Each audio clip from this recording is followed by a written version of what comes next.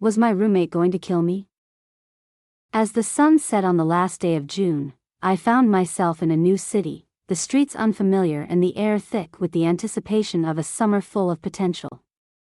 At 22, with a fresh internship that promised to be a stepping stone in my career, I was eager, perhaps too eager, to find a place to stay. The cheapest private room available seemed like a stroke of luck, a chance to save some money while embarking on this new chapter. But fate, as it often does, had other plans. My roommate was a 35-year-old man who seemed, at first, merely awkward, a bit off, but harmless enough. We had met once before I moved in, and while something about him tugged at the edges of my awareness, I pushed it aside, chalking it up to the usual nerves of meeting a stranger. That was until the night I arrived. The key I had been given didn't work, and as I stood there, knocking on the door in the fading twilight, a sense of unease began to creep in. An hour passed, an eternity when you're alone in the dark, before he finally opened the door. His first words were an odd mix of relief and suspicion. He admitted he had heard me knocking but needed to assess whether I was a threat. His eyes flickered with something I couldn't quite place, something that set my instincts on edge. In the days that followed, I began to unravel the threads of his life, a life marked by shadows and strange beliefs.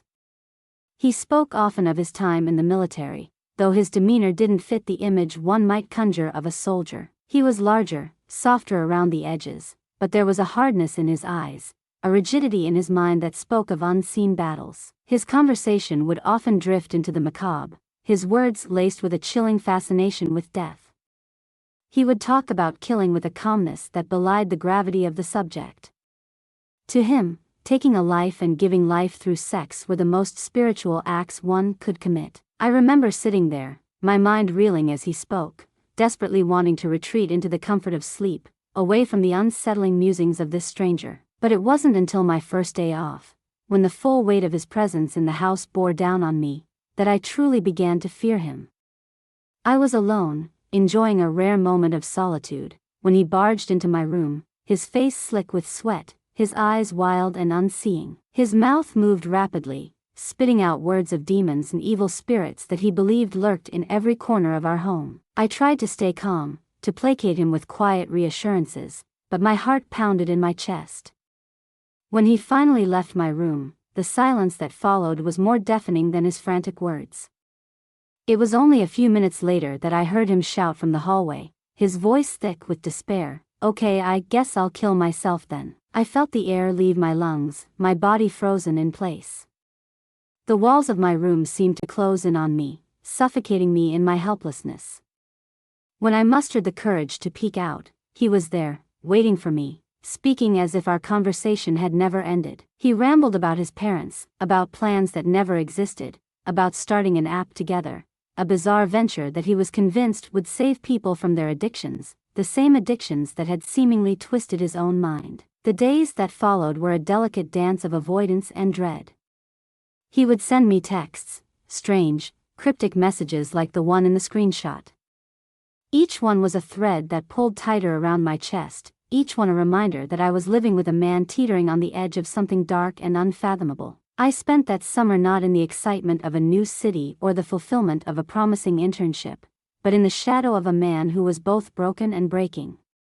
Every time I crossed paths with him, a chill ran down my spine, and I began to question my own safety, my own sanity. I wanted to help, to reach out, but the fear was too great, the uncertainty too overwhelming. What do you do when the line between compassion and self-preservation blurs?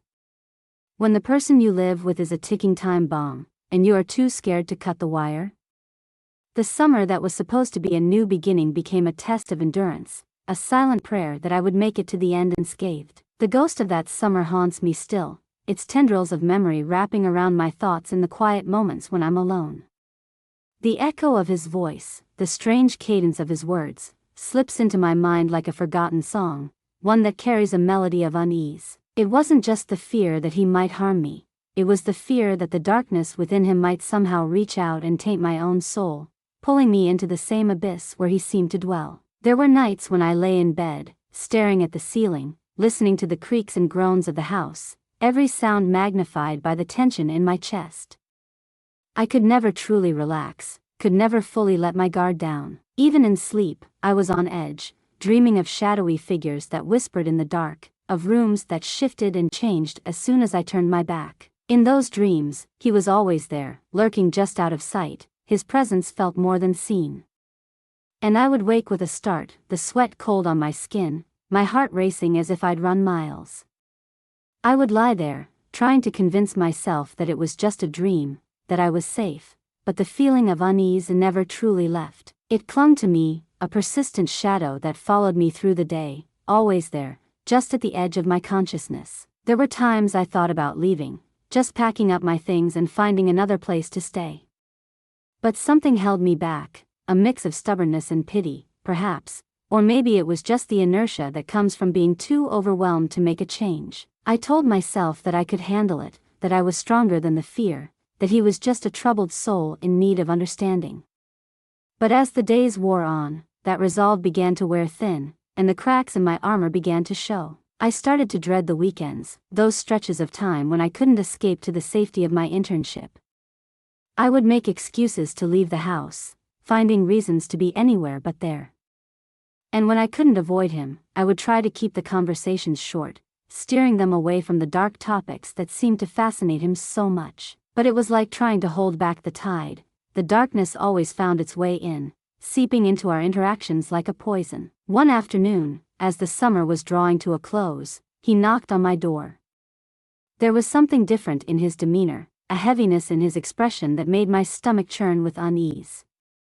He didn't wait for me to invite him in, he just opened the door and stepped inside, closing it quietly behind him. He sat down on the edge of my bed, his eyes downcast, and for a moment, I thought he was going to cry. Instead, he started talking, his voice soft, almost defeated. He spoke of his ex-wife, of the mistakes he had made, the regrets that weighed on him. He talked about the pain he carried, the sense of failure that haunted him, and I could see, for the first time, the man beneath the bravado, the one who was lost and scared and desperately searching for something to hold on to. In that moment, my fear softened into something else, an aching sympathy, a desire to help him, to pull him back from the edge. But as he continued to speak, his words took a darker turn. He started talking about the demons again, about how they were always with him, whispering in his ear, filling his head with thoughts he didn't want. He told me that he was tired, that he didn't know how much longer he could keep fighting them. I wanted to say something, to offer words of comfort, but I was frozen, caught between the need to help and the instinct to flee. I didn't know how to reach him, how to pull him back from the darkness that had wrapped itself around him so tightly. All I could do was listen, my heart heavy with the weight of his words, knowing that there was nothing I could say that would make it better. He left my room that day, and I didn't see him again for the rest of the weekend. I spent the next 2 days in a state of anxious anticipation, waiting for the other shoe to drop, for something terrible to happen. But when Monday came, and I returned to my internship, I tried to push it all to the back of my mind, telling myself that I would deal with it later. But later never came. The internship ended, and I moved out, leaving that house, and him, behind. But the memories linger, etched into my mind like scars, a reminder of a summer that should have been full of promise but was instead shadowed by fear and uncertainty. Even now, I wonder what became of him, whether he found the peace he was searching for, or whether the darkness finally consumed him. I'll never know, but the ghost of that summer remains with me, a haunting reminder of a man I couldn't save, and a fear I couldn't escape. And now, as I reflect on those months, I can't help but wonder what might have happened if I hadn't made it out. What if I had stayed one more day, one more night in that house, under the watchful eyes of someone who saw spirits in every shadow and death as the ultimate form of control? I'll never know, but the fear of that unknown still lingers in the corners of my mind, a ghost of a summer I can't forget. The days after I left that house passed in a blur, a mixture of relief and lingering unease. Moving back to the familiarity of my own space brought with it a sense of safety that I hadn't felt in months. The walls of my apartment, the simple comfort of my bed, even the mundane routines of daily life felt like a balm to my frayed nerves. Yet, no matter how much I tried to distance myself from the experience, it clung to me like a shadow that refused to be shaken. I returned to my life, to the normalcy I had craved during those long summer days. Friends welcomed me back, my work continued, and outwardly, everything seemed to fall back into place. But there were moments, usually in the quiet of night, when I would find myself replaying those conversations, the strange, unsettling exchanges that had defined my time in that house. His voice would echo in my mind, the way it shifted from calm to manic, the way he spoke of demons and death as if they were tangible things, ever present in his world. One night, a few weeks after I'd moved out, I woke from a dream, a vivid, disorienting dream that felt more like a memory than a figment of my subconscious. In it, I was back in that house, standing in the hallway, the air thick with a sense of impending doom. The lights were dim, casting long shadows that seemed to move on their own. I could hear his voice, low and urgent, coming from the other side of a closed door. I knew I shouldn't open it, that something terrible waited on the other side, but my hand moved on its own, gripping the cold metal of the doorknob. As the door creaked open, the dream dissolved into darkness, and I woke up with a start, my heart pounding in my chest. The room was silent, but the fear clung to me, wrapping around me like a shroud. I sat up in bed, trying to shake the feeling, but it lingered, a reminder that some things can't be left behind so easily. Over time, I spoke to a few close friends about what had happened, sharing the details that had haunted me for so long. They listened, offering their support, their reassurances that I had done the right thing by leaving. But even as I talked it through, I knew that the experience had left a mark on me, a scar that would take time to heal. I often wondered if he ever got the help he so desperately needed, or if he continued to spiral further into the darkness that had seemed to consume him.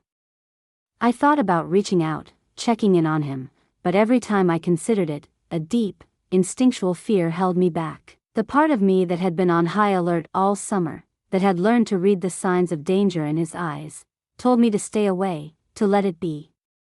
And so I did, carrying that decision with a mixture of guilt and relief. Life moved on, as it always does. Seasons changed, the memory of that summer began to fade, and I found myself slowly reclaiming the peace of mind that had been lost in those months of tension. But there are still moments, fleeting, but sharp, when I think about him, about the man who lived in the shadows of his own mind, and wonder if he ever found a way out. In the end, all I have are the memories, fragmented and tinged with a sense of unresolved tension. The ghost of that summer remains, not as a haunting presence, but as a reminder of the fragility of the human mind, of how easily we can be pulled into the darkness, and of how sometimes, the only thing we can do is walk away, leaving the shadows behind us, hoping that in time, they will fade. The past never truly stays buried. It lingers in the corners of our mind, waiting for the quiet moments to resurface, to remind us of the things we'd rather forget. That summer, with all its tension and unease, has woven itself into the fabric of my memories, a thread that refuses to be unraveled. Months had passed since I'd left that house, since I'd packed up my life and moved on, trying to put distance between myself and the darkness that had nearly consumed me. I had hoped that time would dull the edges of those memories, that they would fade into the background like an old photograph. But they never truly did. They remained, a constant presence, a reminder of a time when I had walked too close to the edge. One day, as I was scrolling through a forum online, searching for some sense of closure, I stumbled across a comment that stopped me in my tracks. It was as if someone had reached into my mind and pulled out the very essence of what I had experienced. The words on the screen blurred as I read them, my heart pounding in my chest. The commenter spoke of a time when they had lived in a house with a natural gas leak, how the insidious fumes had crept into their life, altering their mind, pulling them into a darkness they couldn't escape. Their story mirrored my own in so many ways: hallucinations, emotional swings, the fear and confusion, the sense of being trapped in a nightmare that wouldn't end. They wrote of a family history of mental illness, of the constant, low hum of imbalance that had always been there, but that had never fully taken hold until that fateful winter. It was as if the gas had ignited something dormant within them, turning a mild condition into a full-blown crisis. They had spoken of how they had become someone they didn't recognize, how their mind had betrayed them, leading them to the brink of madness. As I read, a chill ran down my spine. The parallels were too close, too eerie. I began to wonder if there had been something more at play that summer, something beyond my roommate's unraveling mind. Had there been something in the air, something unseen, that had driven him to the edge? Was it possible that the shadows in that house weren't just in his head, but were real, tangible things, seeping from the very walls, infecting everything they touched? The commenter's story didn't end in tragedy. They had escaped, just as I had, and with time, they had begun to heal. But the experience had left its mark on them, just as it had on me. They had learned, as I had, that the mind is a fragile thing, easily swayed by forces beyond our control. They had learned that sometimes, the darkness isn't just within us, but around us, in the very air we breathe. Moral of the story, they had written, if someone in the house is going crazy and you can't figure out why, check the gas lines. It was a simple statement, almost matter of fact, but it hit me with the force of a revelation. Could it really have been something as simple as that? Something as mundane and deadly as a gas leak? The thought unsettled me, filling me with a strange mix of relief and dread. Relief that perhaps there was an explanation for the madness I had witnessed, and dread that I would never truly know if that was the case. I wanted to reach out, to ask them more, to find some sense of closure in their story. But I hesitated. What if I was wrong? What if there was no gas leak, no external force to blame? What if the darkness had been his alone, a product of his own tormented mind, and I was just trying to rationalize something that couldn't be explained? The not knowing gnawed at me, but I knew that some things are better left unresolved. Sometimes, the answers we seek only lead to more questions, to more uncertainty. And so, I closed the browser, trying to push the thoughts aside, trying to convince myself that it was over, that it was just a coincidence, just a story that happened to mirror my own. But deep down, I knew that the comment had struck a chord, had opened a door in my mind that I had been trying to keep shut. I couldn't help but wonder, what if it wasn't just him? What if the darkness had been in the house itself, in the very air we breathed, slowly poisoning our minds, driving us both to the brink? As I sat there, staring at the screen, I realized that I might never have the answers I sought. The past would remain what it was, shadowed, unresolved, a collection of memories and half-truths that I would carry with me for the rest of my life. And maybe, that was okay. Maybe the lesson wasn't in finding the answers, but in learning to live with the uncertainty, in accepting that some things will always remain a mystery. And so, I turned off my computer and walked away, leaving the ghost of that summer behind once more, knowing that it would always be there, waiting for me in the quiet moments, a reminder of the fragility of the mind, and the thin line that separates us from the darkness. The weight of uncertainty settled into my bones, a familiar companion I had learned to carry with quiet resignation. The world outside my window moved on, the days blurring into one another, but within me, the echoes of that summer remained, haunting the edges of my thoughts. Each time I tried to push them away, they returned, insistent, like a forgotten melody that refuses to be silenced. There were nights when sleep eluded me, when the darkness in my room seemed too close, too thick, as if the air itself was conspiring to pull me back into that house, into the suffocating grip of its secrets. I would lie there, staring into the void, listening to the stillness, my mind racing with questions that had no answers. What if the commenter was right? What if there had been something in the air, something more than just madness, something that seeped into our lungs and twisted our thoughts? In those moments, the boundary between reality and memory blurred, and I found myself slipping back into the past, reliving the fear, the tension, the helplessness. I could see him again, my roommate, his face pale and drawn, his eyes wide with a terror that I hadn't understood then but now seemed almost tangible. His words echoed in my mind, disjointed and frantic, as if he was trying to fight against something that none of us could see. The idea that it could have been a gas leak, that something so ordinary, so mundane, could have caused such chaos, was both a comfort and a torment. It offered an explanation, a way to make sense of the senselessness, but it also opened up a new realm of fears. How fragile we are, I thought, how easily our minds can be bent, broken, by forces beyond our control. How close we walk to the edge without even realizing it, until it's too late. Days turned into weeks, and the memory of that comment began to fade, swallowed by the demands of everyday life. But the unease never truly left. It lingered, like a shadow cast by an unseen sun, always there, always present. I went through the motions of living, work, friends, the small joys that make up a life. But underneath it all was a sense of something unresolved, something unfinished. One evening, as the sun dipped low in the sky, casting long shadows across the floor, I found myself standing by the window, looking out at the world beyond. The sky was painted with the deep hues of twilight, and the first stars were beginning to appear, faint pinpricks of light in the encroaching darkness. I felt a strange sense of calm wash over me, a momentary peace that seemed to come from somewhere deep within. And then, without thinking, I whispered a silent goodbye to that house, to the man who had haunted my thoughts for so long. I let go of the questions, the doubts, the what-ifs that had plagued me. I accepted that I might never know the truth, that some stories are meant to remain unfinished, their endings lost to time and memory. As the darkness deepened outside, I turned away from the window, leaving the past where it belonged, in the shadows.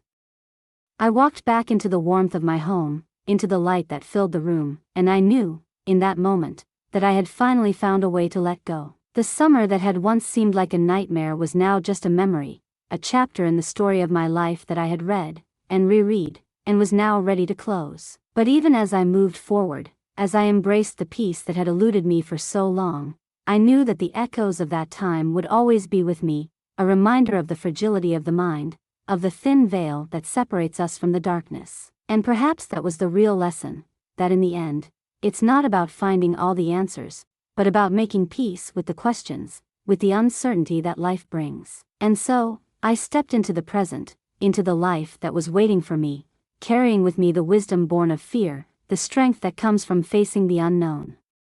The shadows of that summer may never fully disappear, but I had learned to walk with them, to accept them as part of who I was, and who I would become.